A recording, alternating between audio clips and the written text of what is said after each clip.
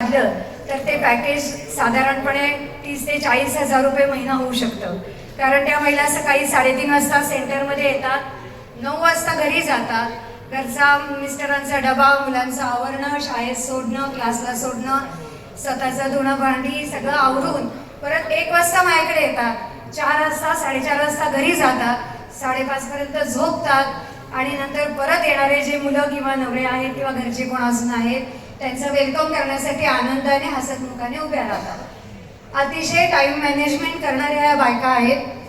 कदाचित तुम्हाला खोटं वाटेल पण प्रत्येक बाई 27 मिनिटामध्ये 100 चपाती करते, तेल लावून पॅकिंग करते विदिन 27 मिनिट्स. याच्यापेक्षा कमी करणारे आहेत पण जास्तीत जास्त 28 मिनिटापेक्षा जास्त झालं तर मला परवडत नाही. त्यामुळे आमचं ट्रेनिंगच तसं दिलं जातं की 27 मिनिटामध्ये त्या बाईची 100 चपाती झाली पाहिजे, तर तिलाही आणि मलाही परवडत शकतं. तर 27 मिनिटात आपण कुठे कुठे घालवतो ह्याचा तुम्ही विचार करा आणि त्या 27 मिनिटामध्ये ती बाई किती कमवते ह्याचा विचार करा. आज फक्त 8 तास काम करून जगामध्ये 10 तासाची ड्युटी झालेली आहे.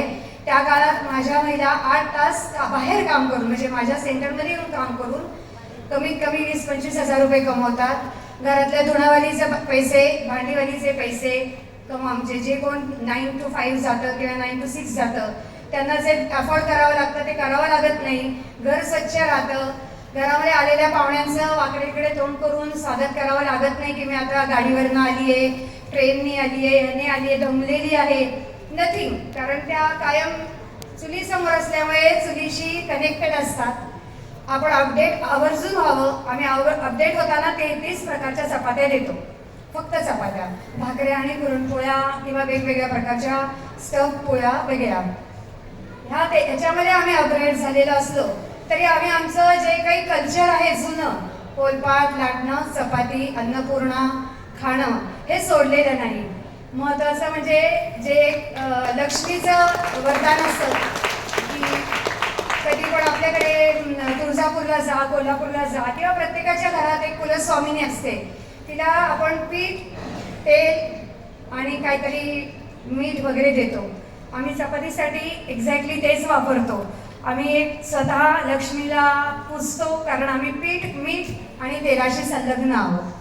त्यामुळे जे आपल्याकडे पूर्वीच्या काळी म्हटलं जायचं की पोटापासून सुरुवात करा, चपातीला खूप कमी लेखलं जातं. पण आज जर का आमच्या दुनियेत आला तर एक लक्षात येतं 9 पदार्थ कॅन्टीनमध्ये कुठल्याही कंपनीच्या गेलात 9 पदार्थ एकीकडे असतात आणि चपाती एकीकडे असते.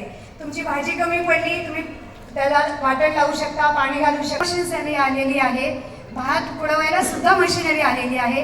चपाती लाटायची मशीन अख्ख्या जगामध्ये फेल आहे. आज आमची चपाती बरं काही 1-2 युनिटमध्ये आता ट्राय झालेला आहे. 3 महिने झाले आमची चपाती परदेशात सक्सेसफुली जाते.